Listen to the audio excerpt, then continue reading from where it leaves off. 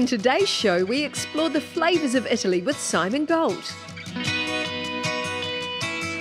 We learn about the power of non-verbal communication with human behaviouralist Elizabeth Herr from the People Toolbox. The Smarter Mortgage lady, Rachel Thompson, pops in with a tip on reviewing your loan structure. Then Anne Batley-Burton, housewife of Auckland and animal welfareist, sheds some light on companion puppies for your pussy.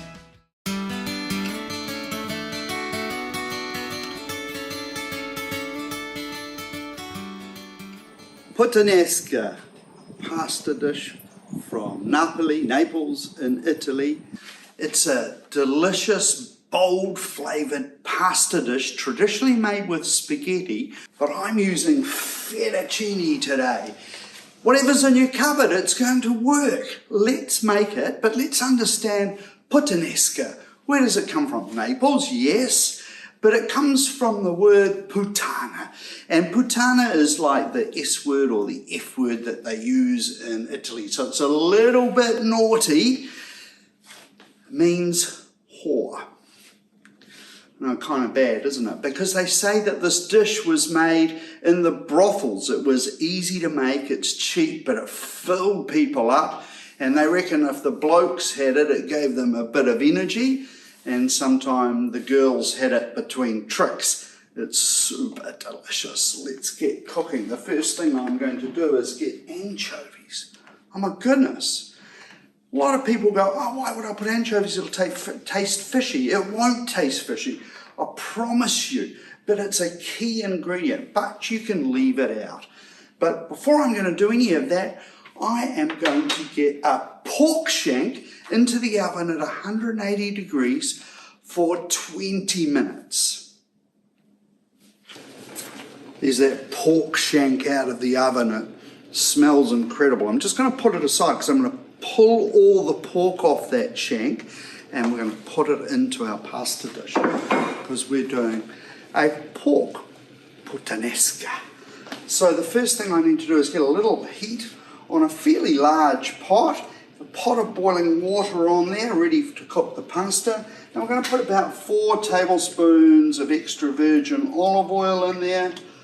3 and 4, doesn't matter if it's a little extra, that is all good. And I'm going to put 2 teaspoons of herb salt. If you don't have herb salt, just use normal salt. Herb salt's one of our biggest sellers at our deli to chefs, so that's ready to go. My pasta's in. The oil is not hot. We don't want olive oil to smoke, so I'm just going to lay these anchovies in there. Trust me, it won't taste fishy. You'll need to get anchovies for this dish if you're trusting me, right? So now we'll just get the heat slowly coming up on that, and these anchovies are just going to melt in there. We don't want olive oil to smoke because it becomes a carcinogenic olive oil and you get all the toxins coming out of it. But if it doesn't smoke, it's full of antioxidants and it's really good for you. You see they're bubbling away here now and they just start melting in there.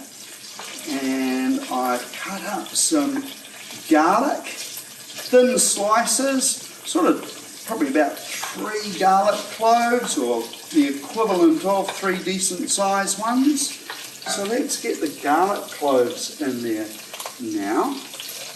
There we go. Now you could add some chopped up chili in there, and I'm going to do that. I'm just going to turn this heat down because I don't want that olive oil too hot. And you can see this anchovy just melting and slowly disappearing in there. Doesn't take long. Now I'm going to get some pasta in. I've got this beautiful fettuccine made with eggs. And I'm going to do 6 portions, 3, 4, 5, 6 in there. This will take 8 minutes to cook. 1 red chilli, I'm going to slice that up. You could leave it out if you like. There we go. Sliced chilli in just a little bit. And the other key is capers. And I've used salted capers. You just soak them in some warm water and then you strain them off. Get those in now. And the other ingredient is I've got these smoked Manuka smoked olives, and it comes with a juice, and I'll put that in. The juice will splatter just a little bit in that oil. There we go. I'm going to put these around a little bit, and you know, you can give your olives a little bit of a squash down if you like. And you can see in there now that all that anchovy is just melted away. We'll give the pasta a little stir up there. There we go. Now, I've got some Italian herbs, and in the kit comes the Italian herbs. So we sell kits, right? I'm not doing this for nothing, right? I want you to buy one of these kits. Well, that's the idea anyway. And we can send this all around New Zealand. So we get the Italian herbs in there. Well, that'll be the magic that really sets this pasta dish off. Oh, the smell is just incredible. And in the kit also comes the tomatoes, so they go in. All the tomatoes just like that. Start getting that to stir up. Now we'll let that just tick away. Bring it up to just a very gentle simmer. The maximum you would want to cook this is about 10 minutes. And I'll chop up some parsley and a little bit of oregano. So whatever's lurking out in your garden or in your drawer in your fridge, whatever herbs you've got, but I like Italian parsley, a little oregano. If you don't have any of those, you could put a little bit more Italian herbs in there, whatever you like. So they are chopped up and they're ready. The kit comes with a wedge of Parmigiano Reggiano. It's been aged for 24 months. Incredible cheese. There's way too much in the kit for what you need. In fact, some people will put a little Parmigiano in the dish on top, some won't put any at all. This is a brilliant dish for summer or winter. Bursting with flavour, a little bit of fire in there to give us some energy, right? For the from the chili, you could put chili flakes in if you like, or you could leave chili out, doesn't really matter. So I've got the parmesan ready, I've got a strainer and a bowl ready to drain the pasta off. So now what I could do is I could take the pork shank and I could just literally pull it apart. I'm going to take the pork shank and just, because it just falls off the bone. Look at that, moist and delicious. So I'm just going to pop that in there, pull it apart as we go. Look at that, just falls off the bone. One of these pork shanks comes in the kit. There we go. Now you could put tuna in here as well. Even canned tuna is fantastic with it. You could even put some prawns in if you wanted prawns, but I'm going for this beautiful pork shank in there. This dish, well, the kit feeds 8, so it's plenty of food. There we go. Looks pretty good. Got some bones left there, and that is our sauce. I like to put a little cracked pepper in, so let's find the pepper grinder. There we go. And you notice I haven't put any salt in. I will taste it. It's unlikely it's going to need salt because that's why I'm getting the anchovy in there, and it just brings the flavour out of this dish. Oh, smells so good. The sauce is ready, right? So fast. So now I'm just waiting on the pasta, which, let me just grab a piece out. I want to just make sure it's still got a little bit of texture. It takes 8 minutes to cook this pasta. Still just a fraction al dente, and that's what I want, right? So that's good. I'll just strain this off in here, taking care. There we go.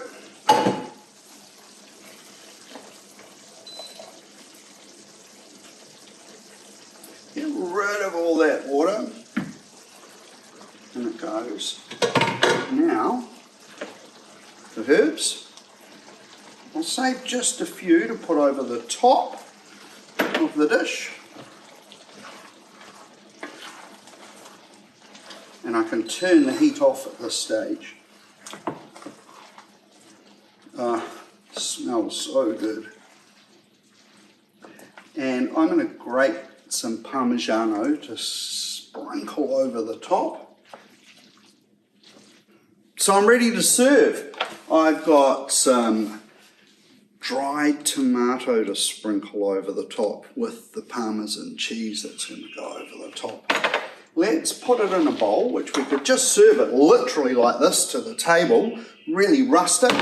If I want to make it just a little bit nicer, find yourself a pretty bowl. I've got a stainless steel one here. So now it's just a case of pour that out into there.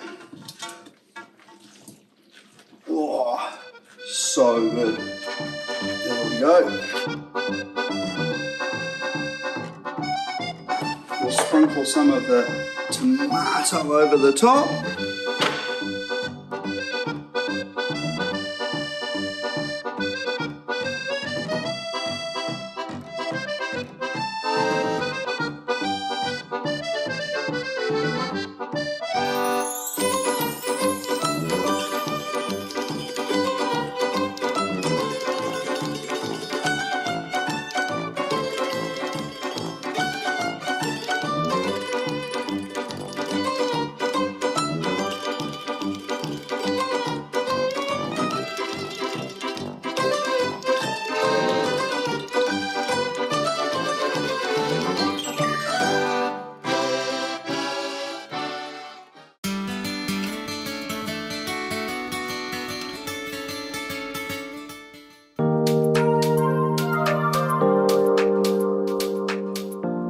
If you're struggling to communicate with others, could it be your non-verbal communication getting in the way?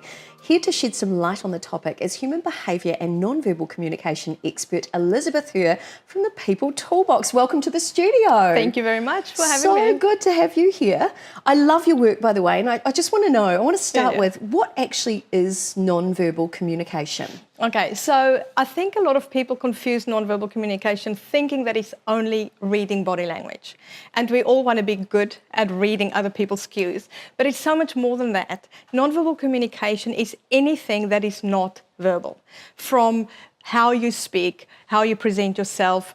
And because we're beautifully flawed and human and beautifully flawed, we bring our own baggage. So firstly, nonverbal communication is a process of sending, reading, interpreting, and then responding to nonverbal cues. And you think, so what does that mean? It's everything that is not the words that we speak. So we sit here and I'm looking at the way you look at me. I'm looking at your posture. I'm looking at how you dress. So all of those things tell me things about you. But we kind of... not catch ourselves, but we trip over when we think that it's all about reading you. So I'm sitting here thinking, yeah, I'm so good at reading Monique, but I'm not aware of how I come across to you. So I'm sitting here, maybe I'm a little bit tired, so I'm kind of slouching a little bit and I'm yawning, and I'm not actually intentional about how I come across. So effective nonverbal communication can be a game changer for relationships, corporate, like everything where communication is involved. And my understanding is that perception, so the way we perceive each other, is happening in a split second, right? So Absolutely. We're making judgment calls about each other, yes, not through just what we say, but how we are perceived by each other. So our first impressions of other people, that happens in less than 7 seconds. So somebody new come through the door, I look at them, and because it happens so quickly, most of our first impressions are non-verbal. It happens before the person says, hi, I am so-and-so, or before they even say something to Pete or you. So I look at it, and in my brain goes through filing indexes and cabinets and all those kind of things. What does this person remind me of? Who does this person remind me of? Are they tall? Are they short? Are they confidently walking through the door? All of those things. And because we come with our own biases, our own experiences, our own fears, we judge people not just based on who they are, but who we are in that moment as well. Oh, wow. Yeah. Wow. So how did you get into this work? Well, long story short, I have a bachelor's of social science degree, and I used to work in the mental health and alcohol and drug addiction field. And I've always been interested in human behavior. My husband and I are very big on good communication and profiling, so we'll be the couple that's sitting in the restaurant going, that's their first date, and she's not so into him, and oh, they just had a fight, that kind of thing. And so I've always been interested in upskilling in that area. And then I stopped working when we had our children, and I home educated them. And when they got to high school age, I really wanted to incorporate a really good communications curriculum as part of our homeschooling thing. And I looked for it online, and I found this body language introduction course. And I thought, something I've always been interested in. You know, if I can do something I'm keen on and wanting to teach the kids something, win-win. So I did the course and I absolutely loved it. So I taught the children that. Still don't know if it was a good idea because I can't get away with much at all. And so I did one more course and another, and I just thought, I have to just not learn it, but incorporate it in my everyday life. And it's changed my world so much because I used to be a textbook introvert. I hated going to parties. Wow. I literally would go to an event and find a corner that I can sit and blend in with and just be invisible.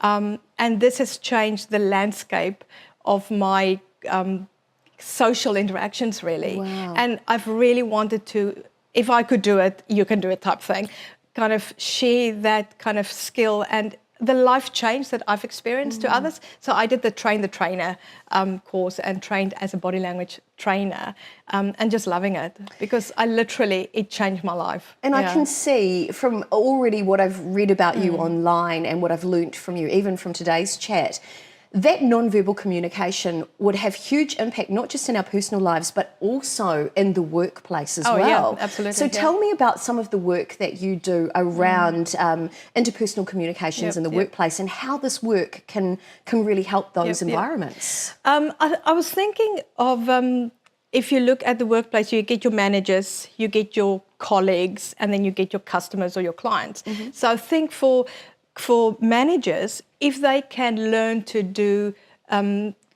be more perceptive and learn to read micro expressions on the face, for example, or posture when people walk in, it can actually increase their empathy and engagement. And so staff can feel more heard and seen if they respond well to what they see.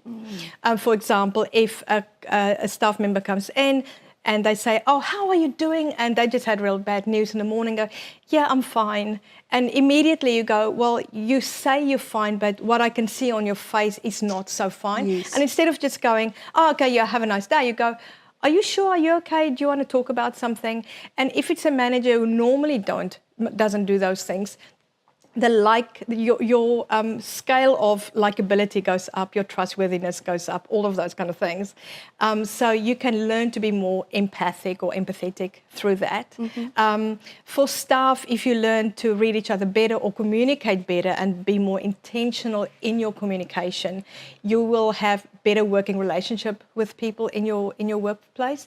And also customer service, for example, when you're in a customer service position, you are the first impression of your work, your organization. That's a very good point. Yeah. For example, I was in a mall one day and went into the retail shop, and there were 3 representatives, and they were all on their phones, and I walked in and got no help. And I stood there for a minute, 2 minutes almost, without anybody actually coming to me. And I thought, if I was new to this company, I would immediately go, not for me, because there was no interaction from these sales representatives. And of course, you would have been being a body language and non-verbal communication expert, seeing them engrossed in their phone. They're detached from you, the customer. And so how does that make you feel in that moment? Well, you just feel that you're not important at all. They can't be bothered with you, so why should I be bothered spending my money in your organisation. Wow, there's a powerful lot of knowledge that I can see bubbling away inside you. So for you, the obviously there's some tips I want you to share before we finish up. But for you, the kind of clients that you work with, so obviously you're working in the corporate space, so working transformational workshops for interpersonal communication. I hear you do a lot with families as well, so teaching parents and teens to understand each other, which is obviously, you know, a bit of your own personal story in there. I think everybody wants to learn how to speak a teen. And also you're doing a lot in that one-on-one development space as well. So give me a little brief description of that. What can people expect from you? So when I work one-on-one, I will have I've got a little exercise that you do before the time. So I call it the zones of influence. And it talks about how aware are you of yourself and your situation, and when you meet with people, how much do you understand of how you impact that situation and engagement. And then I do, based on that and your goals, we will work out a specific way forward. So we will walk specifically about, is it about confidence? Do you want to upskill the way you do presentation? Do you want to understand more about yourself? Do you want to understand more about how to read facial expressions or non-verbal communication just in general? And then we'll do activities throughout the sessions as well. I will send you homework.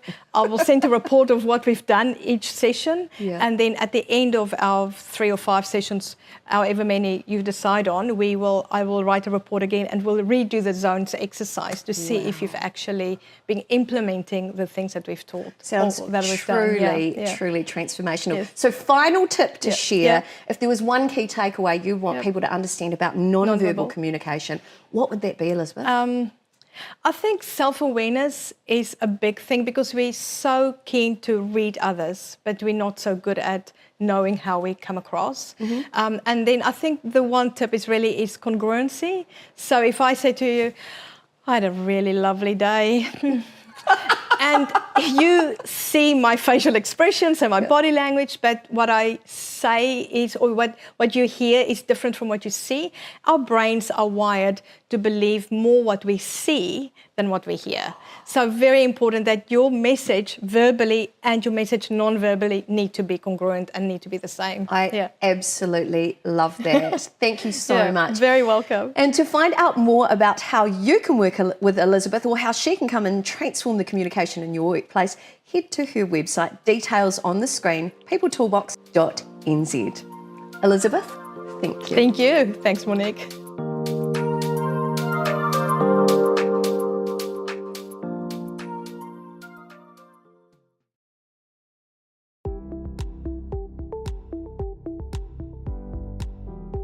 Hi, I'm Rachel, the Smarter Mortgage Lady. I'm a financial advisor, and one of the things I love is getting people into their own place to call home.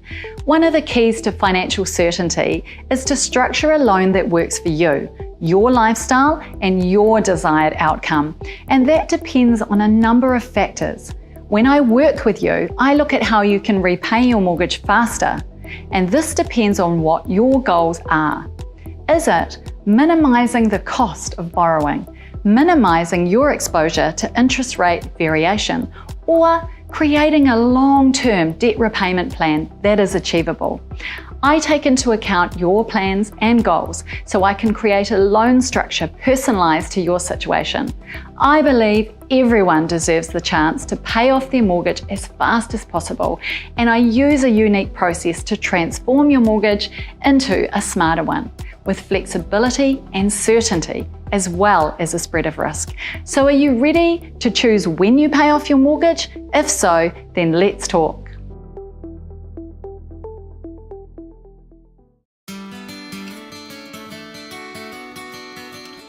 Hi, I'm here at the New Zealand Cat Foundation, actually in Caesar's Palace, watching him play. Very cute. What I wanted to talk about today is a lot of people, they have a cat and then they decide to get a puppy.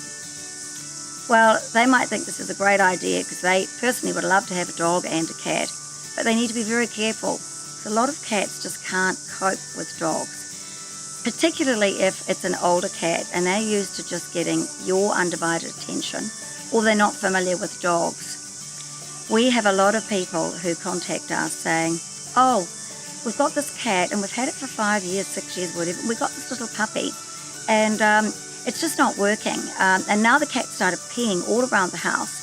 And quite frankly, we're going to have to drop the cat out because we just can't cope with it anymore. Well, of course, it really annoys me, as you can imagine, because, in fact, if there was a problem, personally, I think the dog needs to go back, not get rid of the poor cat. But anyway, people do some very funny things, but it's very sad. And, you have cats that are absolutely terrified, they're hiding under things, their personality changes, and as I say, they start exhibiting behaviour which their owners don't find acceptable. And that's a very sad situation, and I would hate to be in it myself, but I actually wouldn't put myself in that position. So before you do anything like that, have a very, very hard think about the personality of your cat and what that could do to your relationship with it. And while you're at it, think about the New Zealand Cat Foundation. If you'd like to donate, please visit our website, the nzcatfoundation.org.nz. We need your help.